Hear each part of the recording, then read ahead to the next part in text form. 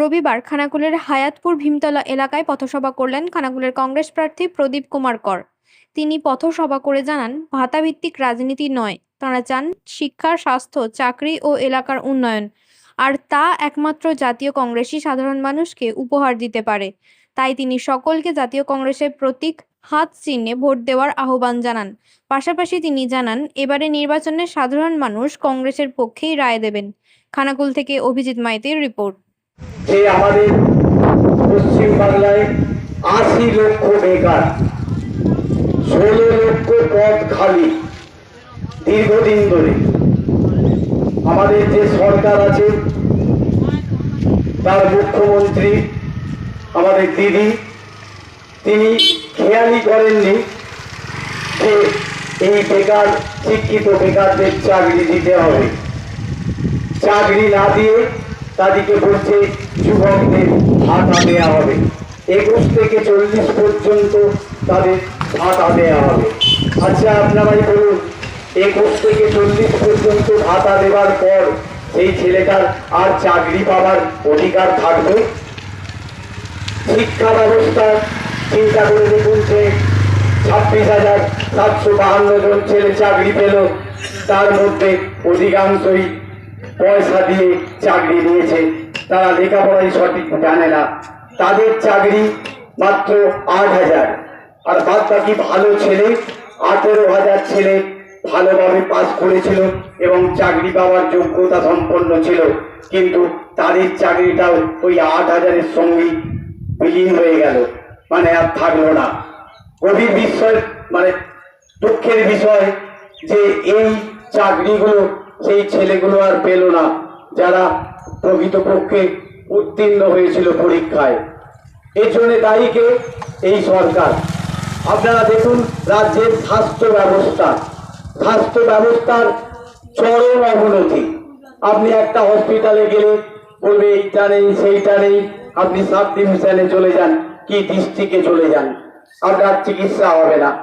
এবার কৃষিক্ষেত্রের কথা বলি, আমাদের ভারতবর্ষ কৃষি প্রধান দেশ। কৃষি আমাদের ভিত্তি আর শিল্প আমাদের ভবিষ্যৎ। সেই কৃষির ওপর যে আঘাত, এই রিসেন্ট যে আঘাত গেল, সামনে আলু প্রত্যেকটা বিঘে পিছু প্রত্যেকটা চাষির ১৫,০০০ টাকা করে লস হয়েছে।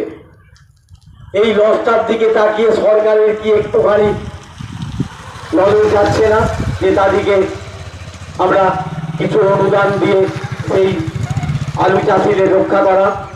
কিন্তু দেখবেন অনেক আলু চাষি হয়তো আত্মহত্যা করে ফেলেছে। এর আগে হয়েছিল, আমি বিভিন্ন গ্রামে গেছিলাম যেখানে সব আলু চাষিরা দিনার দায়ে মৃত্যুবরণ করেছিল, সুসাইড করেছিল।